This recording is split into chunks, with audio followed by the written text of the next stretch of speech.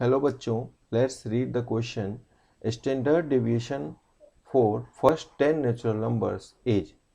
देखो, इस क्वेश्चन में हमें फर्स्ट 10 नेचुरल नंबर्स का स्टैंडर्ड डेविएशन फाइंड करना है। ठीक है, तो हम कैसे करेंगे? तो फर्स्ट ऑफ ऑल हमें यहाँ पे जो 10 नेचुरल नंबर्स हैं वो कौन कौन से हैं? फर्स्ट 10 नेचुरल नंबर्स 1 2 3 4, इस तरह से कहाँ तक? 10 तक। इस तरह से यदि हम 10 तक, इसको हम फर्स्ट 10 नेचुरल नंबर्स कहते हैं, है ना। 1 2 3 4 10। अब देखो, इस 10 नंबर्स का हमें स्टैंडर्ड डेविएशन फाइंड करना है। इसमें जो की कंसेप्ट हम यूज करेंगे वो ये यूज करेंगे कि स्टैंडर्ड डेविएशन क्या होता है, उसका फॉर्मूला क्या है। ठीक है, तो स्टैंडर्ड डेविएशन का जो फॉर्मूला है वो है S D, short form S D, और इसको हम सिग्मा से डिनोट करते हैं। ये स्टैंडर्ड डेविएशन हमेशा हम याद रखेंगे, क्या होगा? ये square root of mean of square, mean mean of square minus square of mean, square of mean. ये हमारा की फॉर्मूला है जिसको हम याद रखेंगे। अब इसको हमें कैसे यूज करना है ये ध्यान से देखना है। इसको हमें यहाँ पे जो नंबर्स हैं 1 से लेके 10 तक, इसका स्क्वायर का मीन फाइंड करना है और इसमें माइनस कर देना है क्या? तो मीन का स्क्वायर। दैट मीन्स 1 से लेके 10 तक जो नंबर्स होंगे उसका मीन फाइंड करना है और फिर उसका स्क्वायर कर देना है। ठीक है, और उस पूरे का स्क्वायर रूट ले लेंगे तो हमारा स्टैंडर्ड डेविएशन फाइंड हो जाएगा। देखो, इसको हम कैसे लिखेंगे? इसको हम mean of square, that means क्या हुआ? स्क्वायर किसका? तो नंबर्स का। नंबर्स कौन है? 1 से लेके 10 तक, है ना। तो 1 स्क्वायर, 2 स्क्वायर, इन सबको ऐड करके, मीन का मतलब सबको ऐड करके नंबर ऑफ ऑब्जर्वेशन से डिवाइड कर देना, है ना। तो 1 स्क्वायर, 2 स्क्वायर, 3 स्क्वायर, ये सारे स्क्वायर नंबर हुए ऑब्जर्वेशंस के। यहाँ ऑब्जर्वेशन क्या है? 1 से लेके 10 तक। तो ये हमारा प्लस कहाँ तक? तो 10 स्क्वायर तक, है ना। ये सम हो गया। सम को यदि हम नंबर से डिवाइड कर देते हैं तो मीन फाइंड हो जाता है। तो ये क्या हो गया? मीन ऑफ स्क्वायर हो गया। ये जो अभी हमने लिखा, ये क्या लिखा? मीन ऑफ स्क्वायर, जो इस क्वेश्चन के अकॉर्डिंग हमें ये आया। अच्छा, स्क्वायर ऑफ मीन मीन्स पहले मीन लेना है। दैट मीन्स 1 2 3 इन सब का सम करके कहां तक? 10 तक, और divided by number of position तो 10 ही है। तो इस ये मीन फाइंड हो गया। अब मीन का स्क्वायर ले लेंगे तो स्क्वायर ऑफ मीन फाइंड हो जाएंगे। ठीक है, ये हमें काउंट करना है। इसी को हम यही हमारा फाइनल, इसको हमें कैलकुलेट करके फाइनल ऐसा फाइंड कर लेना है। तो देखो, इसमें हमें 1 square, 2 square plus 3 square plus 10 square, इसका सम फाइंड करना है। इसको हम कैसे फाइंड कर सकते हैं? तो हमें फॉर्मूला पता है समेशन एन स्क्वायर का, है ना। ये भी एक की कंसेप्ट है, इसको भी हम लिख लेते हैं। क्या है की कंसेप्ट?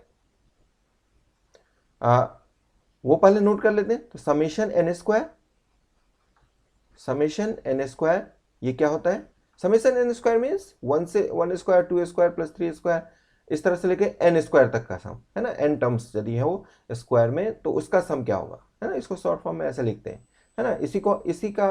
इसी का क्या मतलब हुआ? R equals to 1 to n r square. ये भी सेम ही हुआ, दोनों सेम है, दोनों का सेम मीनिंग है। और इसका फॉर्मूला क्या है? तो ये है तुम्हारा n into n plus 1 into 2n plus 1 by 6। ठीक है, ये फॉर्मूला यहां पे काम आएगा। समेशन n बोले या summation r equals to 1 to n बोले, दोनों का एक ही मतलब है। और ये क्या होता है? n into n plus 1 by 2। ठीक है, ये की फॉर्मूला हो गए, की कंसेप्ट। अब यहां पे ये हमने यूज करना है और इसका वैल्यू फाइंड करना है। ठीक है, तो देखो कैसे करेंगे इसके यूज से। तुम बताओ स्टैंडर्ड डेविएशन की जो वैल्यू है वो क्या आ जाएगी यदि हम इसमें पुट करें? तो 1 स्क्वायर से लेकर के 10 स्क्वायर तक का जो सम है वो क्या हो जाएगा, है ना। एन के प्लेस पे 10 है, यहाँ पे 10 टर्म्स है ना। तो क्या आएगा एक बार ध्यान से सोच के देखते हैं। ये आएगा हमारा n के प्लेस पे 10 होगा और फॉर्मूला लगेगा फर्स्ट वाला, that mean summation n square वाला, है ना। वो क्या आ जाएगा? 10 इंटू 10+1 इंटू 2 इंटू 10+1, ठीक है, 2 इंटू 10+1 और डिवाइडेड बाय 6, ठीक है, और पहले से 10 डिवाइड में था तो वो तो रह गई, तो इंटू 10, ठीक है। अब माइनस यहाँ पे क्या आ जाएगा, तो यहाँ पे आ जाएगा तुम्हारा 10 इंटू 10+1 बाई 2 और 10 पहले से था तो इंटू 10 और इस पूरे का स्क्वायर, ठीक है। अब इसको कैलकुलेट कर लेना है। 10 से 10 कैंसिल हो जाएंगे, ये 10 से 10 कैंसिल हो जाएगा, ये 10 से 10 कैंसिल हो जाएंगे, है ना।